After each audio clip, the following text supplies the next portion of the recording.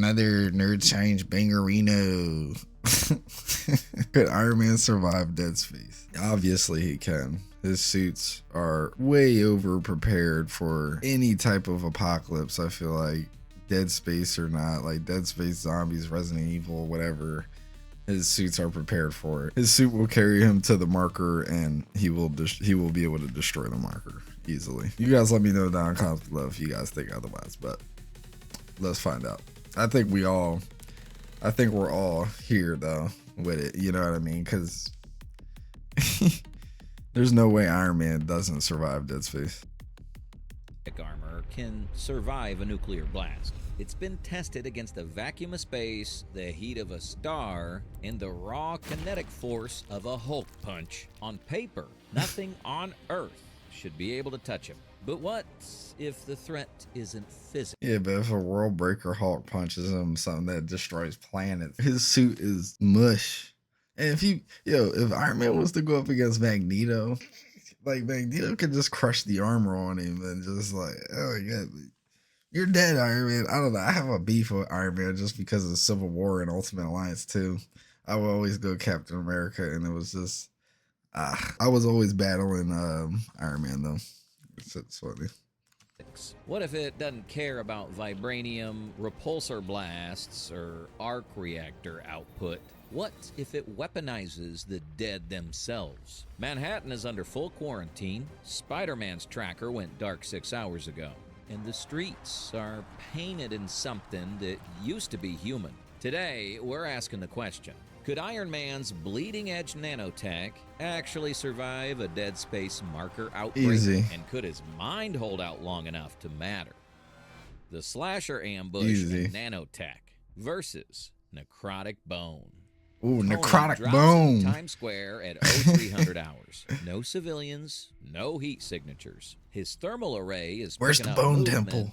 but the readings are wrong. Cold, erratic, clustering in the shadows above him. Then the first slasher hits the ground 30 feet away, and Tony gets his first real look at what the marker does to a human body. Slashers are former people. Laser that man. The recombinant marker microbe doesn't just kill its host, it restructures the skeletal system from the inside out, forcing calcium deposits to calcify at accelerated rates and reshape into dense, elongated blade structures at the forearms. Real human cortical bone has a compressive strength of around 170 megapascals. The marker's mutation process provides something closer to a dense ceramic composite, pushing that figure toward 300 megapascals. These aren't fingernails. These are biological blades harder than most industrial cutting tools. A dozen of them drop from the billboards above him simultaneously. Tony's first instinct is textbook. Repulsor blasts. Center mass, high yield. It does exactly nothing useful. The tissue absorbs the kinetic energy. The bodies stagger, and they keep coming. Dead nervous systems don't process pain. Tony has to override his targeting AI in real time and reprogram it for strategic dismemberment, specifically severing limbs at the joints rather than destroying the torso. Here's where the nanotech earns its price tag. The Model 51 nanoparticle mesh reconfigures its output within milliseconds, shifting repulsor frequency to a tighter, hotter beam, functionally equivalent to an industrial plasma cutter running at roughly 25,000 degrees Celsius. The nanotech armor itself, exceeding 60 gigapascals, handles the blade impacts cleanly. A slasher swing generates somewhere between 800 and 1200 psi of force at point of contact. The suit doesn't even register it as a threat. Tony dismantles the horde in under 4 minutes. Efficient, clinical, almost easy. But here's the problem. There were 47 of them, 47 repulsor recalibrations, 47 high-temperature plasma bursts, all within a 4-minute window.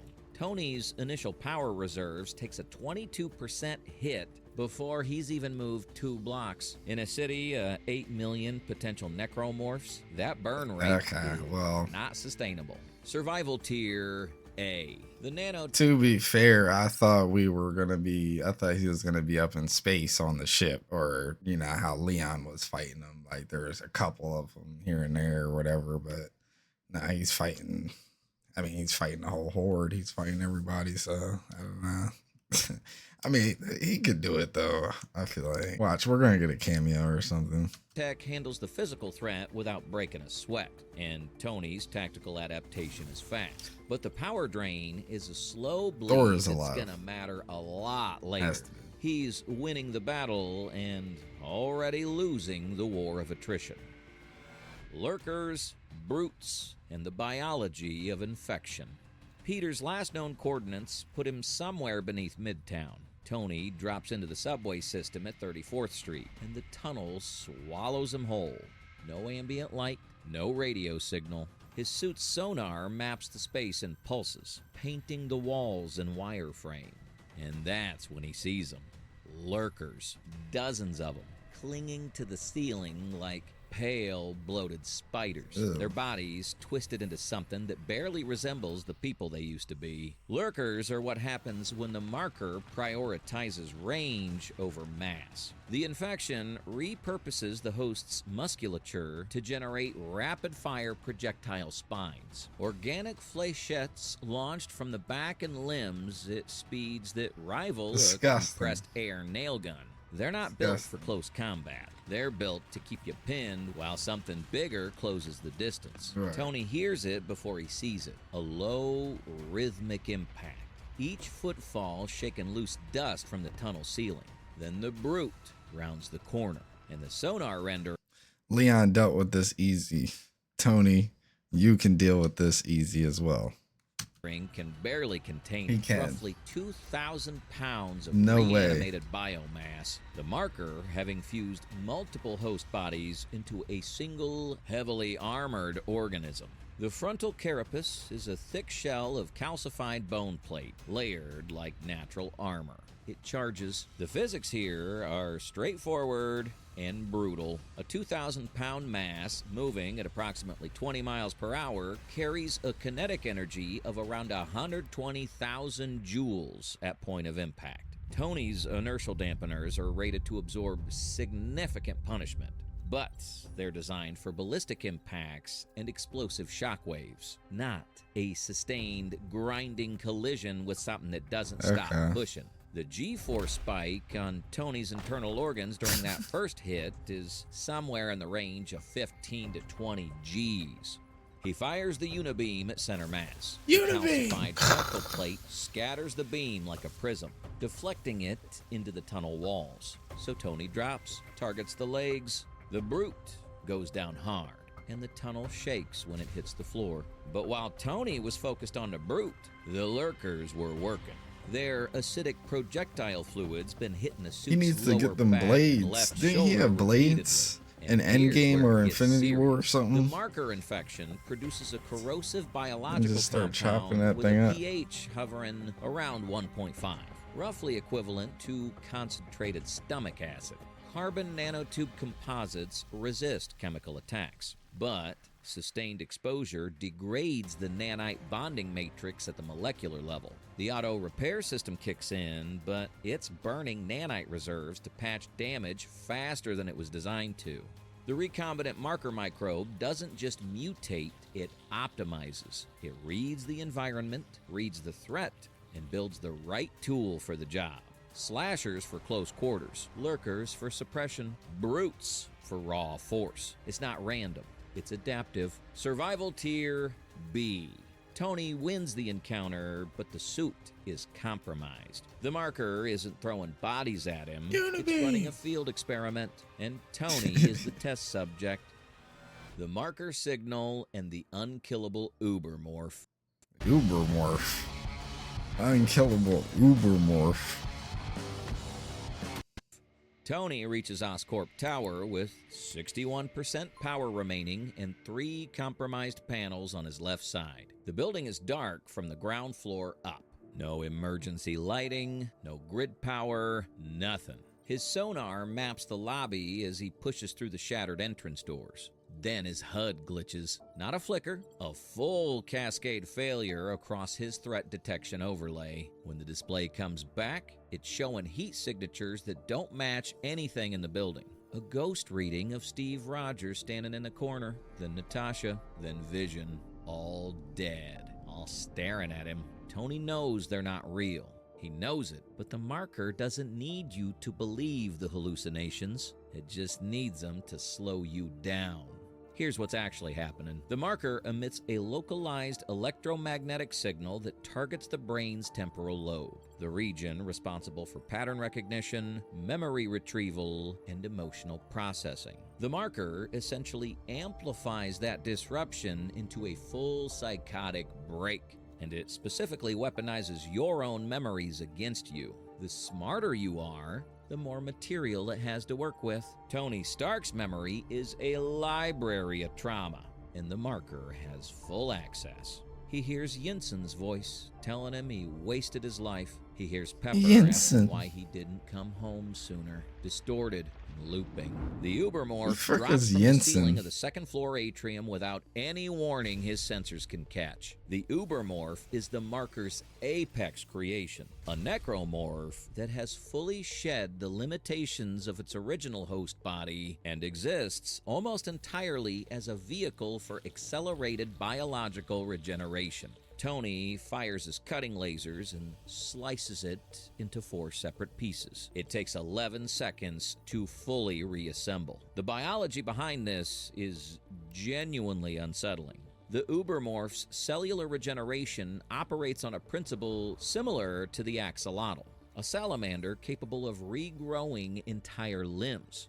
Well, next time he should have threw that Ubermorph against Leon S. Kennedy too, because of course you're throwing it against Iron Man, not playing, but still, like, is that a real thing? Let me know down in the comments below. Is that a real thing in the game? I don't remember ever fighting anything like that, I don't think.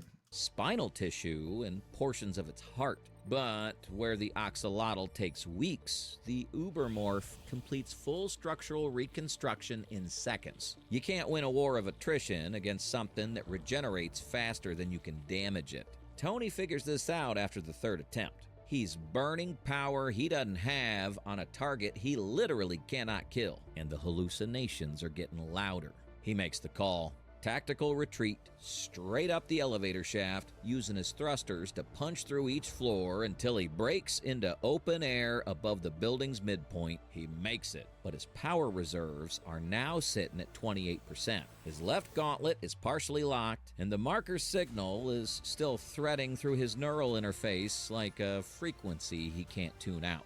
Survival tier C. Tony is physically outmatched and psychologically fracturing. He's still alive, but the gap between surviving and losing is closing fast. The Spider Necromorph final battle. What? Tony blasts through the roof access door at the top of Oscorp Tower and stops dead. Peter is already there, or what's left of him. The marker didn't just infect Spider-Man, it built something with him. Peter's mutated. Isn't there an actual version of Spider-Man that looks like this, kind of? Not really, but it's like, you know, spider legs on the back and stuff like that. Physiology gave the hive mind material it had never worked with before. 8 additional limb structures have erupted through the suit, each one a fused composite of web shooter biology and calcified bone. The original Spider-Man costume is barely visible beneath layers of dark, glistening necrotic tissue. In the spider sense, that precognitive neurological early warning system that makes Peter nearly impossible to hit in a fair fight is still active. The marker didn't kill it, it absorbed it. This is the worst possible version of this fight. Every targeting solution Tony's AI generates gets countered before it fires. The Spider Necromorph moves like it's reading the script. dodging repulsor blasts a full half-second before they launch. The necrotic webbing makes it worse. The biological compound Peter's mutation is producing isn't standard web fluid. It's a corrosive, high-tensile organic polymer mixed with the same acidic secretion Tony already encountered in the subway. It hits his right thruster housing and starts eating through the nozzle casing within seconds. Then a strand catches his left gauntlet, the one already partially locked, and binds it completely. Tony's down to one functioning hand, one thruster, 19% power, and a mind that's still hearing Yinsen's voice 19%, somewhere underneath all the combat noise. The physics of what happens next are straightforward. A 19% power reserve in a Model 51 nanotech suit translates to roughly 340 megajoules of stored energy. Tony runs the calculation in about 2 seconds and arrives at the only option left. He overrides the arc reactor safeties. Removing the safety limiters on a miniaturized arc reactor causes a controlled cascade. The reactor dumps its entire remaining charge in a single omnidirectional pulse, rather than feeding it through the suit's systems in a regulated flow. The thermal output spikes to somewhere around 50,000 degrees Celsius at the point of release. Tony knows this going in. The pulse hits everything. The spider necromorph ignites and comes apart. The marker's physical structure at the center of the roof fractures along its resonance frequency and shatters. The signal cuts out, not gradually, but instantly. The hallucinations stop. Tony hits the roof face first. The suit is completely dead. No power, no propulsion, no Friday. Just a man in an expensive metal shell lying in the ash and silence of a ruined Manhattan skyline. He survived. You did it. Peter didn't. Survival tier D. Tony wins by the narrowest possible definition of the word. The physical threat is gone, but the marker's frequency is still echoing somewhere at the back of his mind, and he's not entirely sure it ever fully stopped. The suit stays dark. Tony doesn't move for a long time. He beat the necromorphs, dismantled the marker, and saved Manhattan. But the cost was everything. Could your mind hold out under that kind of psychological pressure, knowing the thing trying to break you is built from the people you love? Drop your answer in the comments. If you want more dark science breakdowns like this, would you guys be able to survive? We got more coming. You heard that? Tony Stark's no. Like and subscribe to Nerd Science. Would you guys be able to survive Dead Space? Bro, I would be, I'd probably be yakking every like 5 seconds, like just trying to navigate all the rot on the ground and the nah, but I'm actually surprised. I thought Tony had this like easily in the bag, but apparently he had to use the last bit of energy he had left to win, right? But of course Leon was like in that bit going crazy, came out with an S rank, came out with an A rank. Can't get my boy Iron Man an A rank, even though I'm not gonna lie, I guess fuck Tony, I'm with Cap all the way forever. But I love that they're better together though, you know what I mean? Cap and Iron Man together on a team is like so much better. It's better that way. But let me know what you guys are thinking down in the comments below, with Iron Man surviving Dead Space barely. I mean, he has other suits too. Like he has more busted suits, right? So I'm sure one of his god tier suits could easily take down Dead Space, right? Probably. Yeah, that was cool though. Hit that like button, hit that sub button if you guys enjoyed, and I'll see you guys in the next one.